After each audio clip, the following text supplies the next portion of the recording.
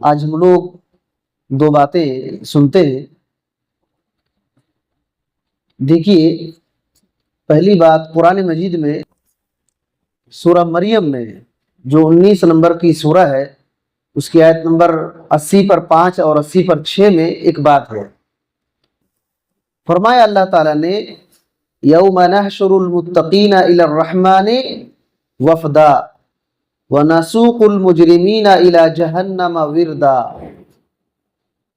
کہا کہ جس دن ہم پرہیزگار متقی لوگوں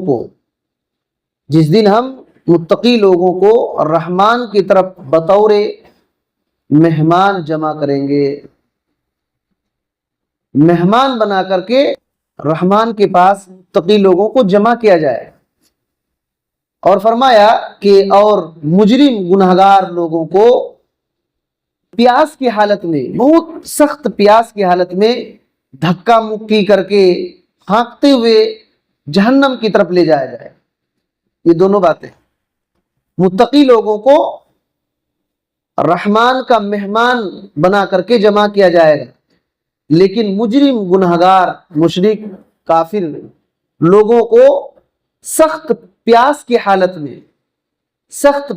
حالت میں دھکا مکی کرتے ہوئے ہانکتے ہوئے جہنم میں لے جایا جائے۔ یہ بات ہے۔ تو اس آیت کریمہ میں متقی لوگوں کی شان بیان کی گئی ہے۔ اللہ رب العالمین نے ان کی عزت کو بیان کیا، اور اللہ تعالیٰ رمضان میں بہت بڑا موقع ہم کو دیا ہے، روزے کو فرض کر کے متقی بننے کا بہت بڑا اللہ تعالیٰ نے موقع دیا ہے، اور متقی لوگوں کو ایسے رحمان کا مہمان بنایا جائے گا۔ یہ کم بات ہے، بہت بڑی بات ہے کہ رحمان کا مہمان بن جائے۔ تفسیر بیضاوی میں یہ بات ہے کہ جس طریقے سے وفد بادشاہوں کے پاس ان سے انعام لینے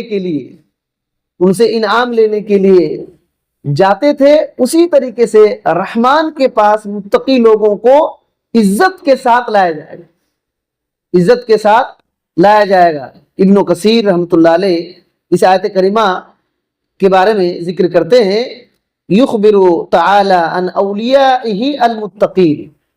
اللہ تعالیٰ نے اس آیت کریمہ میں اپنے متقی دوستوں کے خبر دیا ہے، متقی دوستوں کی خبر دیا ہے۔ کون لوگ ہیں وہ لوگ؟ الذین خافوہ فی الدار الدنیا، جو لوگ اللہ تعالیٰ سے دنیا میں ڈرے ہوئے تھے، واتبعوا رسولہ، اور اللہ کے رسولوں کی اتباع کر رہے تھے، وصدقوہم فیما اخبروہم، نبیوں نے رسولوں نے جو کچھ بھی خبر دیا تھا اس کو سچ سمجھ رہے تھے، اور جو کچھ ان لوگوں نے حکم دیا اس کی اطاعت کیے تھے، اور جن چیزوں سے روکا تھا رک گئے تھے۔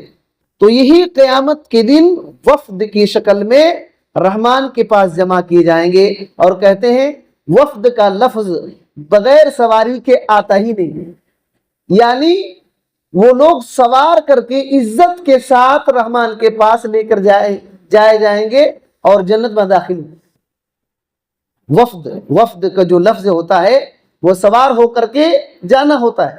اسی وجہ سے آپ اس کی تفسیر میں دیکھیں گے تو اونٹوں پر نورانی بہترین عمدہ قسم کے اونٹوں پر بیٹھا کر کے وہ لوگ لے کر کے جنت کے دروازے پر فرشتے لے کر جائیں۔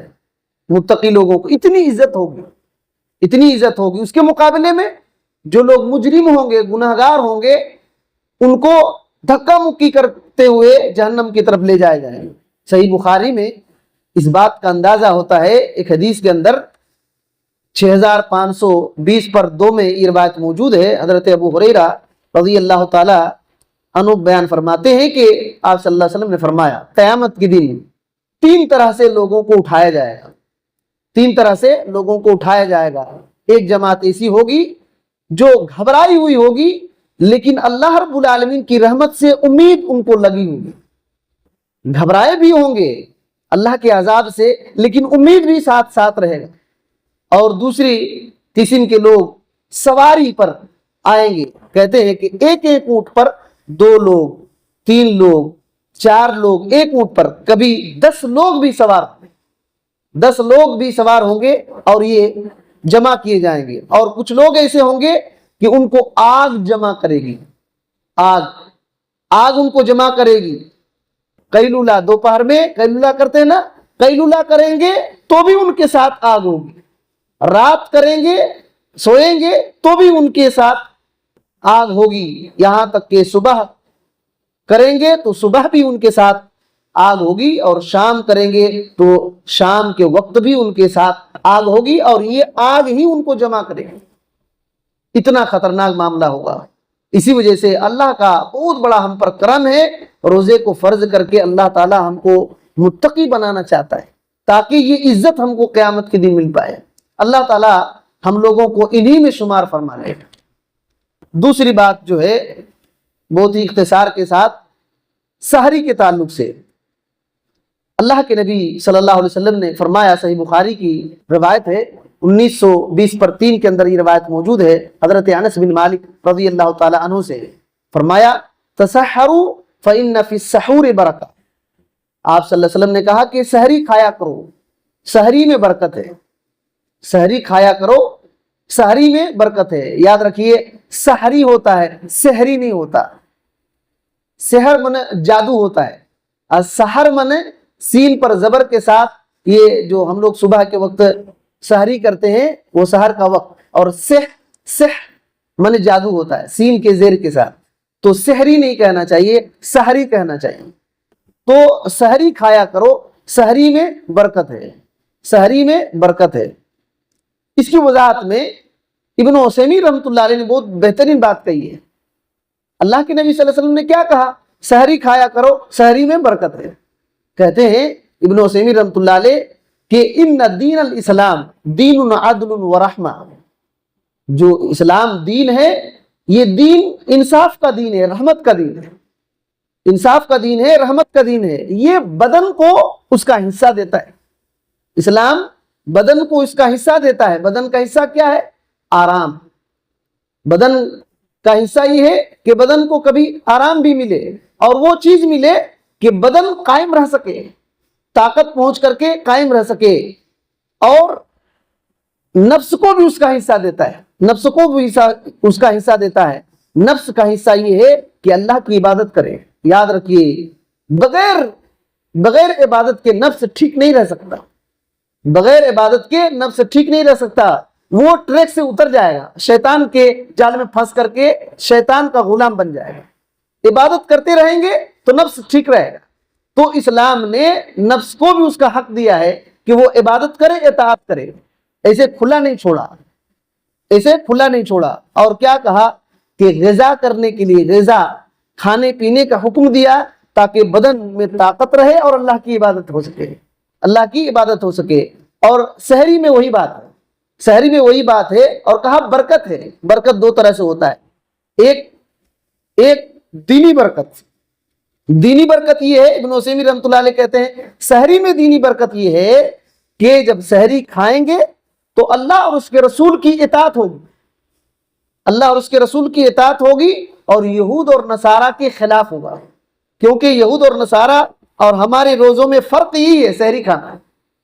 یہود اور نصارہ اور ہمارے روزے میں فرق یہی ہے. وہ لوگ سحری نہیں کھاتے تھے, نہیں کھاتے ہیں, ہم لوگ سحری کھاتے ہیں. یہ دونوں میں فرق ہے. جب اللہ اور اس کے رسول کی اطاعت ہوگی اور یہود اور نصارہ کی مخالفت ہوگی تو اللہ تعالیٰ اجر دے گا, اللہ تعالیٰ اجر دے گا. یہ دینی برکت ہے. یاد رکھیے اللہ کا حکم ہے, ہو سکتا ہے کہ دے نہ دے, اجر دے نہ دے, لیکن اللہ تعالیٰ اجر دے رہا ہے تو یہ برکت ہے اس کام میں, اس کام میں برکت ہے. اور دنیاوی برکت یہ ہے کہ بدن کو طاقت ملے گی, بدن ایکٹیو رہے گا, چست رہے گا, اور اللہ کی اطاعت بہترین سے ہو سکتی, اللہ کی اطاعت بہترین سے ہو سکتی ہے. تو یہ بات ہے.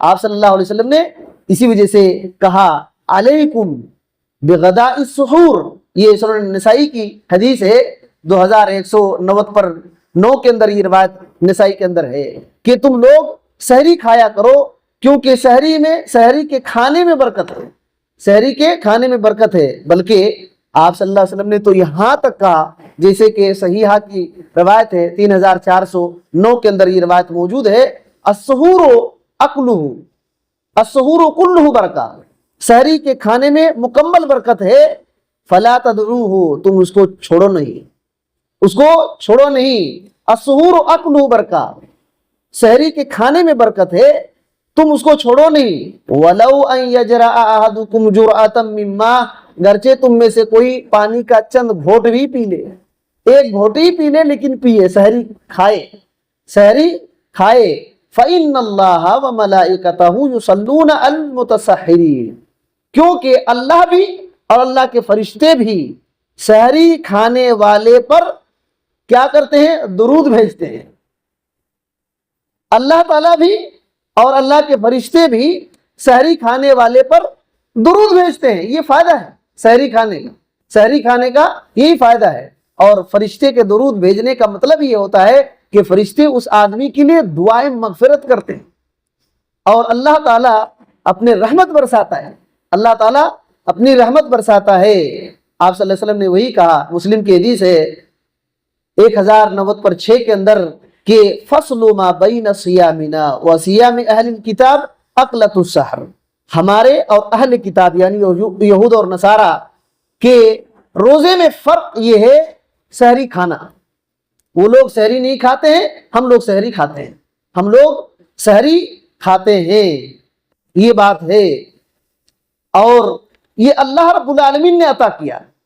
ایک بار سنن نسائی کی حدیث ہے، ایک صحابی اللہ کے نبی صلی اللہ علیہ وسلم کے پاس آئے، اس وقت آپ صلی اللہ علیہ وسلم سحری کھا رہے تھے، تو آپ صلی اللہ علیہ وسلم نے کہا کہ دیکھو انہا برکہ، یہ سحری برکت والی چیز ہے، اعطاکم اللہ، اللہ نے تم کو عطا کیا ہے، اللہ نے تم کو عطا کیا ہے، تو اسی وجہ سے تم اس کو چھوڑنا نہیں، اس کو چھوڑنا نہیں، یہ بات ہے، یہ بات ہے۔ اور مومن کے لیے سب سے بہترین سحری کھجور ہے، مومن کے لیے سب سے بہترین سحری کھجور ہے۔ آپ صلی اللہ علیہ وسلم نے کہا نعم سحور المؤمن التمر، مومن کے لیے سب سے بہترین جو سحری ہے وہ کھجور ہے، اور ابھی جو ہے کھجور کو بازو میں رکھ دیے، تو کھجور کھانے میں بہت برکت ہے، کوئی بھی سحری کھائیں گے، پانی بھی پیئیں گے تو اس میں برکت ہوگی، لیکن پیارے نبی صلی اللہ علیہ وسلم نے کہا سب سے بہترین سحری کھجور ہے۔ تو کھانا ہونا کھا لینے کے بعد کم سے کم 1-2 کھجور کھا لینا چاہیے۔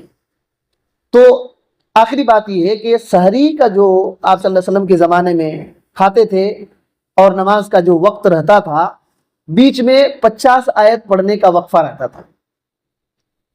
جیسے سحری آپ صلی اللہ علیہ وسلم ختم کرتے تھے اور نماز کھڑی کرتے تھے، اس کے بیچ میں 50 آیت کا وقفہ رہتا تھا، جیسے کہ صحیح بخاری میں 2 جگہ پر یہ روایت موجود ہے۔ ایک جگہ 1921 کے اندر یہ روایت ہے، حضرت زید بن ثابت رضی اللہ تعالیٰ عنہ کہتے ہیں ہم لوگ رسول اللہ صلی اللہ علیہ وسلم کے ساتھ سحری کھائے، اور آپ صلی اللہ علیہ وسلم نماز کے لیے کھڑے ہوئے، تو حضرت انس رضی اللہ تعالیٰ عنہ نے حضرت زید بن ثابت سے کہا اے زید بن ثابت، آپ صلی اللہ علیہ وسلم نے سحری کھایا ٹھیک ہے اور نماز کے لیے کھڑے ہوئے، بیچ میں کتنا وقفہ تھا، کتنا وقت تھا؟